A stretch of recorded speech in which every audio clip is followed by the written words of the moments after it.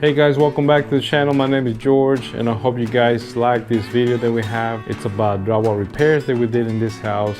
And as you guys know, we had a very hard freeze here in Texas, so a lot of things froze and pipes busted. So here comes the flooding. Okay guys, so what happened was once we had this bad floods here, all these pipes busting, water coming down the ceilings, through the walls and floors, and it was crazy. Anyway, so what we did here is we removed all the sheetrock, insulation, let it air out for a couple days, come back in and did a mildew treatment. Once that was done, of course, we went in and started doing the insulation back in the house, sheetrock, tape and float, and texture. We had to match the texture. It was light orange peel. It's a very nice custom home, so we had to make sure that what we did match the existing texture. So we added bullnose to it, skimmed it out where the drywall was old drywall to the new drywall, skimmed it out smooth all the way to we sanded out the area where the transition, there was hardly any transition between one sheetrock and the other. And then we shot texture all over it, and of course we have a very nice finish. So here's the video guys. Like and subscribe to the channel. Leave me some comments down below if you like it. If you don't like it, put something down there. That way we know what we're doing wrong. It's a new channel and hope you guys like the video. Enjoy. So here we have where the water came down, guys. See the column right there on the ceiling, right there in the middle? That's where all that water came down. So that water was just gushing down both sides of that entryway to the hallway, all the way down to the baseboards, to that back door, to the window, to the other back door. And then of course on the other side, the same thing happened. It came down that wall where it just damaged the whole side of the wall. Luckily, that beautiful cabinet you see there, it didn't get damaged. That was wonderful news for the homeowner. But all of this was damaged, of course, and we came in and removed all the sheetrock after the adjuster came by and gave the homeowner the green light. So we removed the baseboards, sheetrock, insulation, and then let it air out for a couple days, and then came back and treated it with some mildew treatment.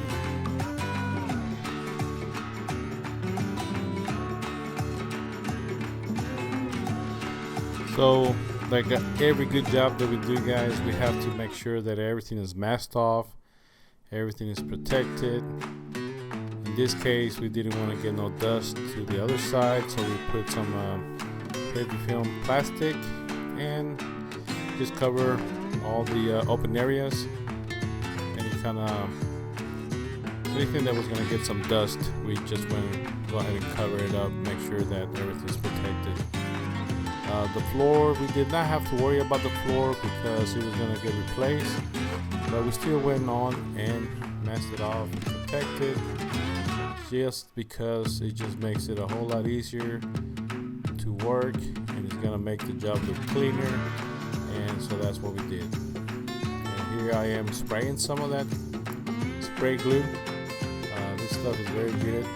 It makes it a whole lot easier for you to put plastic together, and you don't have to worry about what kind of tape, pulling the tape. All you gotta do is just spray some glue and you're done.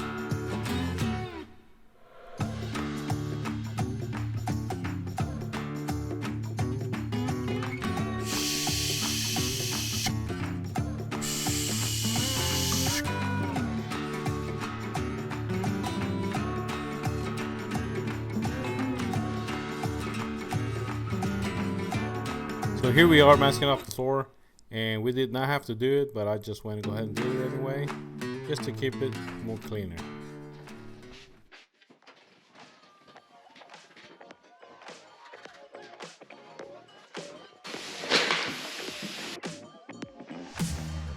Well, all I'm doing right now is just marking up the area where we're going to be cutting the sheetrock, so we can remove the baseboards and also the insulation that's back there. We're also marking up the beam where we're gonna remove the drywall on both sides of the beam. That's the area that got the most water.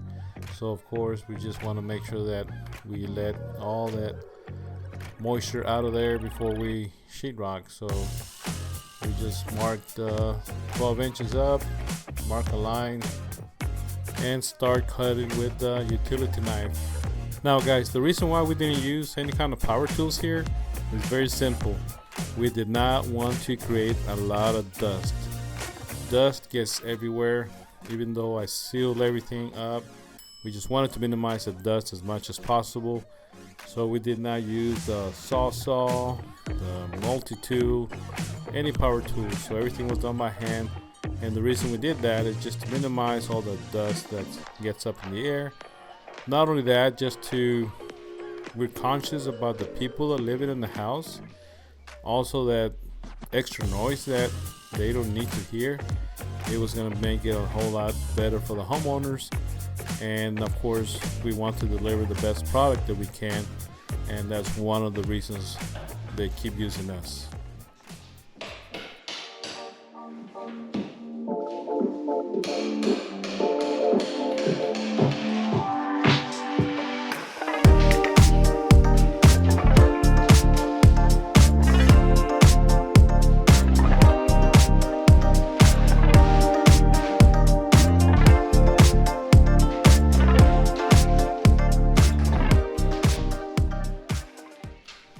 Whew, look at all that mess, guys. Wow, that's a lot of trash right there just for that little bit of an area that we're working on.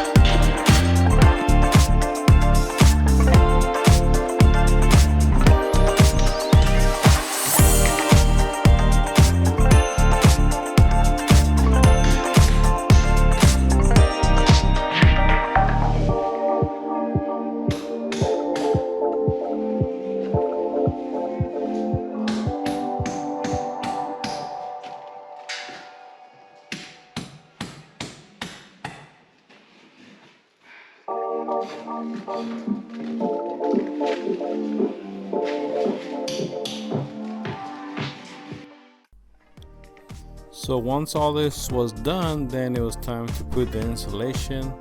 I don't have any video about it, but I have some pictures of it where it went into the walls. Unfortunately, guys, I do not have any videos of hanging the sheetrock. But as you guys gonna see, it was sheetrock anyway after the insulation, and then we started taping floating and getting everything ready for texture.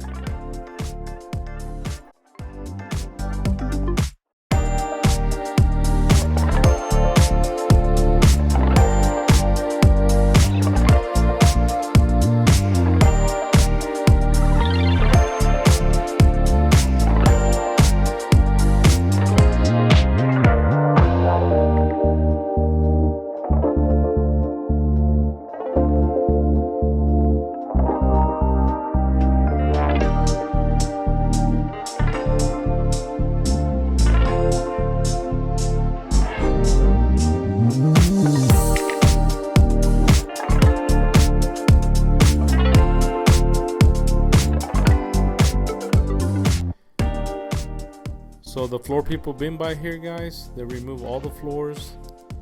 Everything got aired out. We had put insulation, we sheetrocked it, we taped and floated. Now we're in the final stages where we are doing the final skim coat of the drywall, of the mudding, and we're doing all the masking off right now, getting it ready for texture. And that's the final stage. But before we should texture, we gotta make sure that everything is done right, everything's sanded, everything touched up, make sure that all the seams are correctly smooth and there's no shadowing showing. What I mean by that is whenever you have two seams, two pieces of sheetrock together, there's a seam and you have a joint in there. You want to make sure that joint gets spread out. Okay, it's called a butt joint. So make sure it's spread out and smooth from both sides, and check where the light goes, guys. Very important. Why? Because the light's going to travel up the wall, and if the wall is not straight, it's going to create a shadow. So you want to make sure that whenever you're taping, whenever you're floating, that shadow is not there. And if it is there, that means that you got to open up one side of the butt joint to make sure that light just travels through the wall. Very, very critical, guys. A lot of people miss that because they don't know. Now, as you can see, it has lights everywhere, a lot of natural light, so it's gonna create a lot of shadowing once everything is done. And that's one thing that you want to make sure to have done correctly before you shoot the texture. That way, whenever you're done with it, the texture looks wonderful, the painting looks wonderful, everything looks very good. You are happy, homeowners are happy, you're done, and move on to the next job. Alright, guys? One thing very important, make sure that you have the right consistency whenever you mix your drywall mud for the texture. Here we're shooting light orange peel texture, and we don't want to have it too heavy or too runny. It's gotta be just right. And the reason why is because if you have it too runny, it's just gonna look almost like a primer, not a little bitty orange peel, and in some cases it might run in you. But if you have the right amount of water and you mix it right, have the right consistency, it's gonna look wonderful. It's gonna go well. One thing you want to do before you do that, just get you like a test sample, an area, and shoot some texture before you go and start doing it all. You just want to make sure that what you have mixed is the right amount, the right weight of the texture, so everything looks the same, just like the one that's on the walls right now.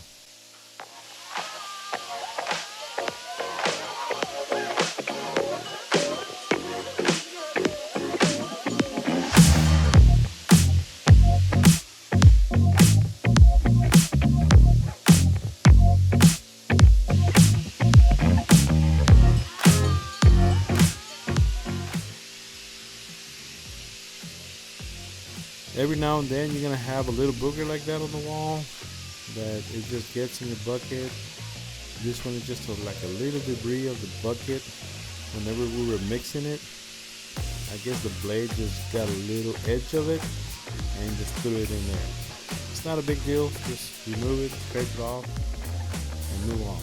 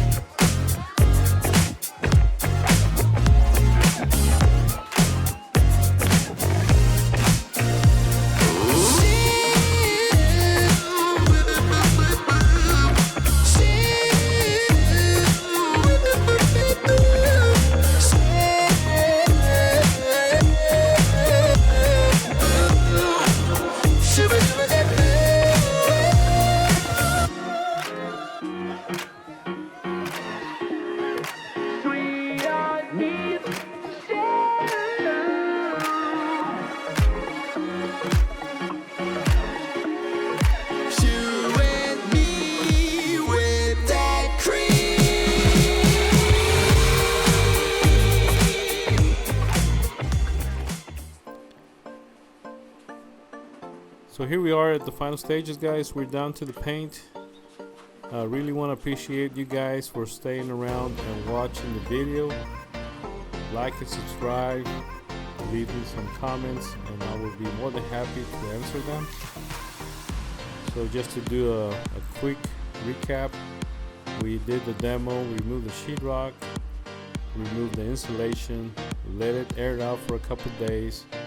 I came back and did some mildew treatment, let that dry for a day, came back, did the insulation, we started the sheetrock process, and then of course you tape and float and make sure we give it a good skim coat at the end, and then cover everything up, the windows, the beams, everything, because as you know, texture goes all over the place, like you saw in the video.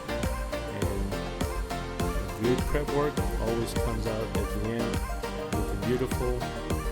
There's no bad seams, no bad joints showing up everywhere. And you can see here on this wall, it's nice and smooth, flat all the way to the top. So thanks for watching, guys. Stick to the end, and we'll see you in the next one. I also want to thank the guys at Benjamin Moore from South Congress for matching this paint perfect. And when I mean perfect, I mean perfect. It's right on the dot. So these guys are wonderful. Jose and your crew, you did wonderful. I'll see you guys in the next video.